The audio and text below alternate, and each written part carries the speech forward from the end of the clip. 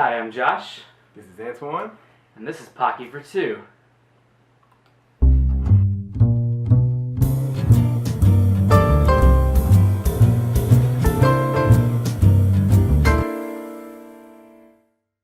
Well, welcome to Season 2 of Pocky for Two. It's been a while, hasn't it? Yeah. It's been quite a while. In that span of time, I have moved and got a new camera and lots of things. And actually, that was what we were waiting on.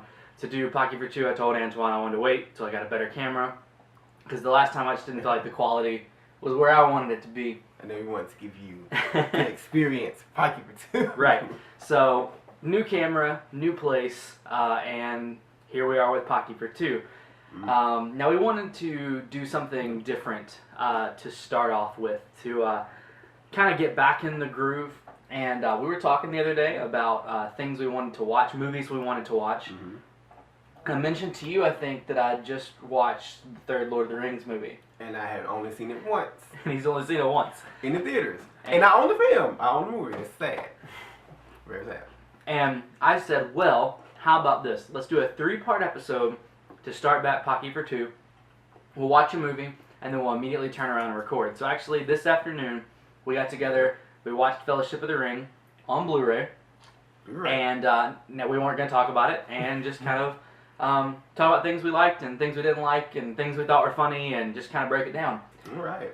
So you had your point you wanted to kind of start with first, so take it away. Well, first, I will say this. This movie is like, almost 13 years old, and it still look good. It still, I mean, the graphics and the effects still look, it doesn't look dated on some, well, no, it doesn't look dated. I don't think it looks dated. And that's one main thing right there. Yeah, I would agree with you that I think, because this movie, it came out, I'm showing my age a little, my young age compared to some people, but I was okay now. I was in 8th grade when this film came out, and I remember going to see it, and just literally being blown away.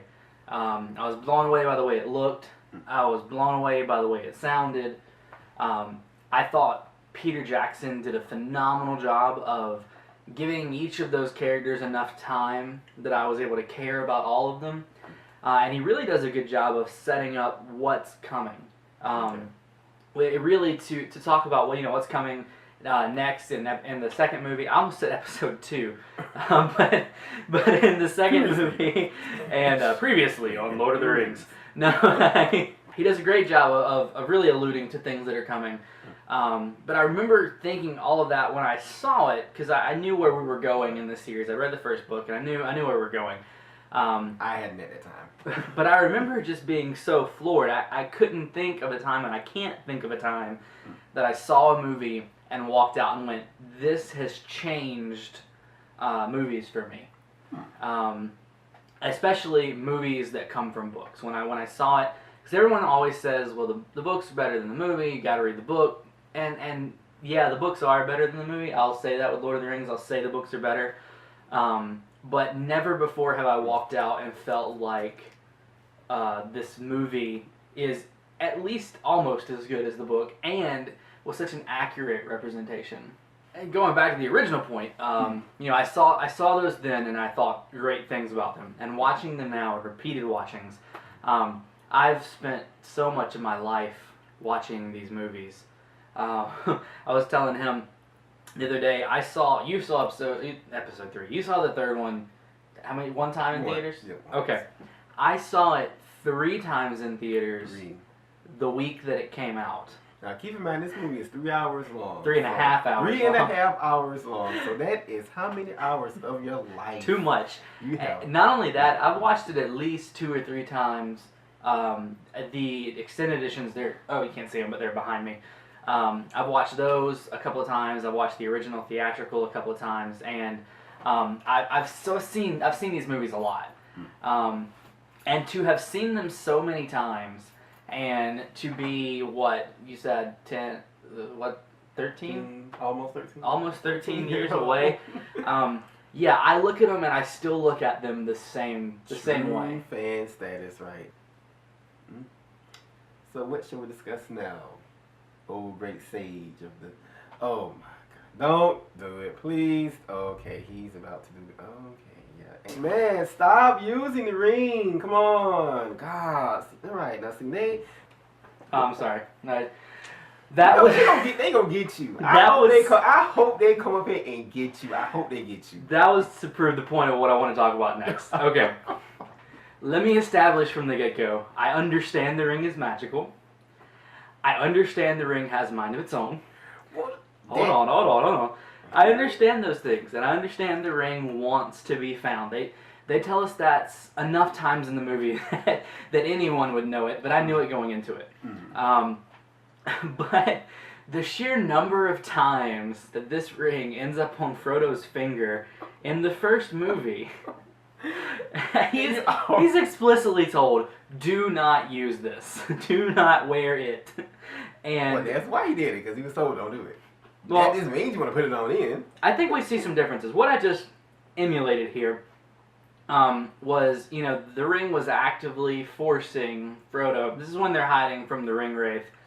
Right after they get off the road and they hide under that tree. After the shortcut in the mushrooms, basically. Oh. Okay, so they're hiding, and Frodo's eyes start rolling into the back of his head, and he starts to put the ring on his finger. And okay, I get the point. The ring's trying to be, he wants to be found, but when we see it affecting Bilbo in the Shire, we don't see anything close to that.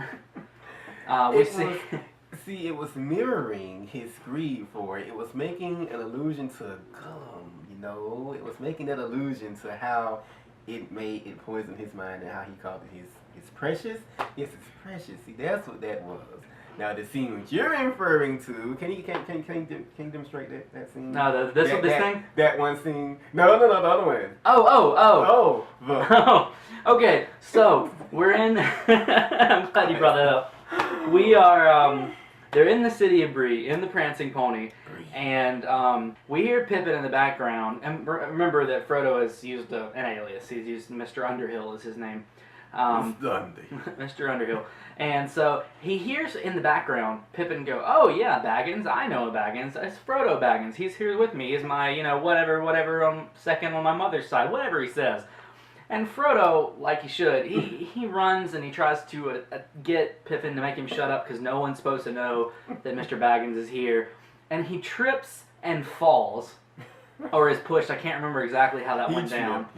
And in slow motion, without it, just to kind of he falls and he reaches up because the ring flies away, and it slowly falls onto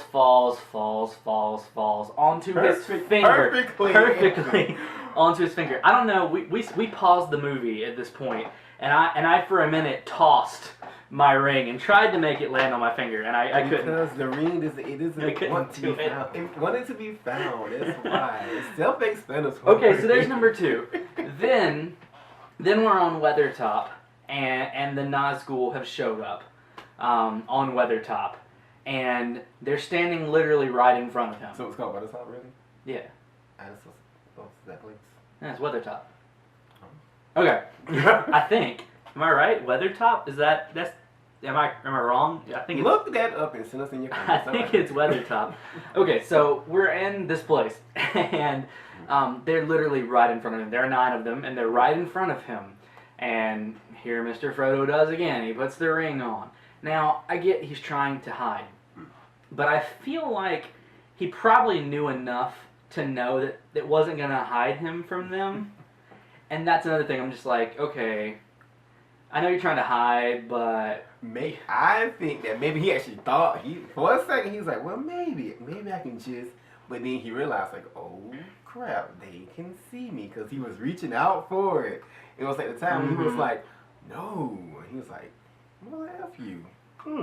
Okay, so there's another one, and then homeboy gets stabbed, and then I think he only wears it one more time.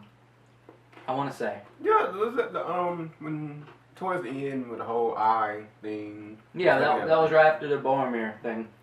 Good scene, by the way, good scene. But yeah, so that's the last time he wears it, and that time, that's probably one of the only times in the movie that it actually makes sense to me that he puts it on, because he's literally being attacked by a human who can't see him. He puts it on, so it makes sense. It's his only way of getting away, because otherwise Boromir's gonna kill him. So that one I'll let slide. That's a lot of times he puts on this ring when he's specifically instructed not to.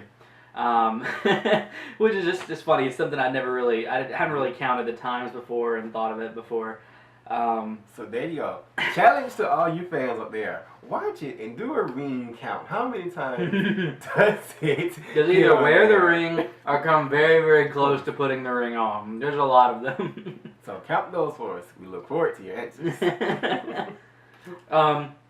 The other scene that really made me laugh a lot on what is probably, of the movies I've probably seen Fellowship more than any of them. But that one, like, this is the 4th time watching that film. Yeah, 4. For you? 4? Mm-hmm. No, hold on. 4. Okay, I don't actually know how many this was for me, but it was a lot.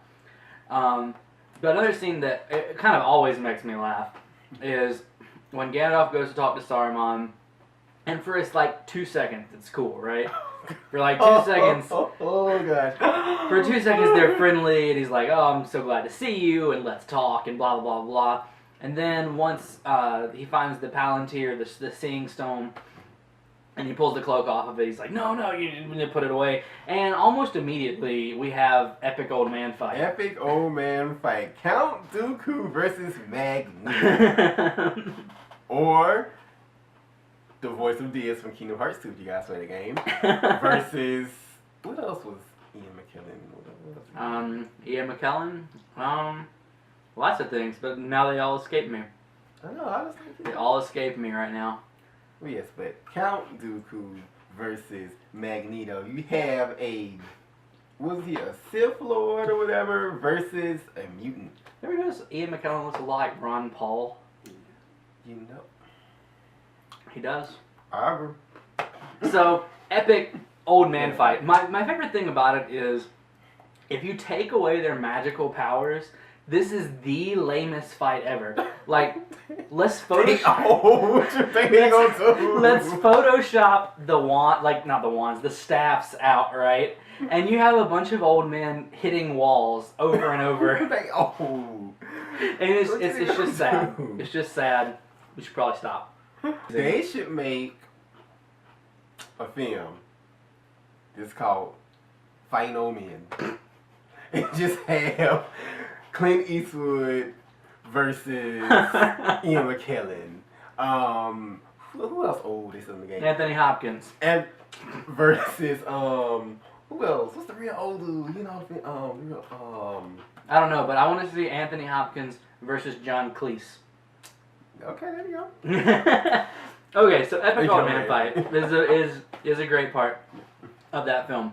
And then really the last thing I wanted to talk about is in a more serious note, is that I really do think that these are the best interpretations of books that we have in movie form. I think Peter Jackson did a great job. And I think even in this first movie, of course it is long, so of course he's got the time to do it, but we get wonderful character development, enough that we care. I mean, we care about Gandalf and the Balrog. We care what happened to him, and it brings you back for number 2.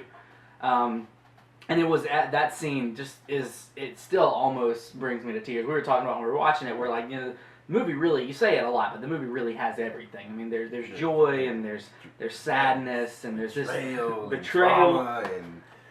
With a scene where Gandalf is holding on to the bridge of Khazad-dûm, and the Balrog is just falling down. There's that split second where you're like, okay, all they have to do is go out and like grab his hand, and they're gonna be okay. And then he just goes, "Fly, you fools!" And I was like, it gets me every time. No. Every time. Like, no, but when I watched the first time, I was like, wow, it's serious. I'm like, it's serious. No one is safe now. Yeah. I mean, because it's like, oh, we're on an adventure. And, you know, you think, okay, they'll make it. No. Yeah, that Anybody happens. Can go at any point, and it's like that happens, and you're pretty much like, okay, just hit the fan. Pretty much. Because Gandalf has been, because you're really in the first movie, you are following the hobbits. And, I mean, you are through the whole movie, but in the first one, you really kind of learn as they learn. And Gandalf has been your one sense of security throughout the first movie. Just like he's been Frodo's one sense. And so as soon as we lose him, I get the feeling that we feel like Frodo feels. You know, really, at this point, where do we go from here? And there's even that moment where, I love that it comes from him. But there's that moment where Aragorn is like, we have to keep moving, and Boromir yells at him, just let him grieve. And time for that. And it's the reason that's so good is because of the next part, because Boromir's betrayal. I don't think it hit me like it hit me today when we watched it, but I've always just kind of seen it as, well, Boromir betrays them, and I guess I don't know why I didn't see this, but there's this moment at the end, right when Frodo kicks him, because he puts on the ring and he kicks Boromir and he runs away. There's this moment where you see Boromir's thoughts change, and you see him go, oh gosh, I've just messed up, and he just starts weeping and begging Frodo and apologizing. And even when we see him with Aragorn, right as he dies, you know, he says, I think it was, what did Aragorn say? Aragorn said, well, I had to let Frodo go. And Boromir says, well, you did what I couldn't. And he just goes into this story, and he basically is explaining to Aragorn all the reasons he's shamed. And Aragorn says, no, you know, the ring is far away from us now, and there's nothing to worry about. And I just think it's a great scene that really it shows us how the Fellowship is going to stay together after Frodo leaves. And they do, because the rest of them, they band together and let's go. You got to say it. Do what? You got to say it. I'll save that for episode 2. I'll save it for episode 2. Look forward to episode 2. But that, and then again, and then the very last thing is Sam and Frodo. When Frodo is watching, Sam is watching Frodo go away in the boat, and he's just yelling at him, and I think he's whispering under his breath, like, just go away, Sam, go away. And he turns around and he says, I'm going to Mordor alone. And I love it, and we're not going to talk about this much because me and Antoine might punch each other. I'm just going to say this. Opportunists. Okay, well, opportunists. We differ on our opinions of Frodo and Sam, but I love what happens. I love it. It's so good. Frodo says, I'm going to Mordor alone, and Sam says, of course you are, and I'm going with you. And again, it just sets up everything that we're going to see, everything that we're going to learn for the next 2 movies. I feel like he wrapped everything we needed to know up in a wonderful little bow. Altogether, fantastic film. Okay, yeah. Holds up to the test of time. It still looks great. Now, we were watching it on Blu-ray, but it does look great. Okay. And I feel like it still has every bit of power that it had when I saw it. I concur. 13 years ago. I still enjoy it. I still watch 13, it. it's not 13. That's got to be 12. Even though it's like almost 10 hours long, I still watch it. It's still great. Still awesome. Next time, we're going to talk about the second movie, The Two Towers. We're going to watch that and record afterwards. I know. Isn't there another old man battle in that one? There is another old man battle. So, yes. Old man battles aplenty. Green Red's gonna come in here, he gonna get you, and I'm gonna say, he right over there. I'm sorry.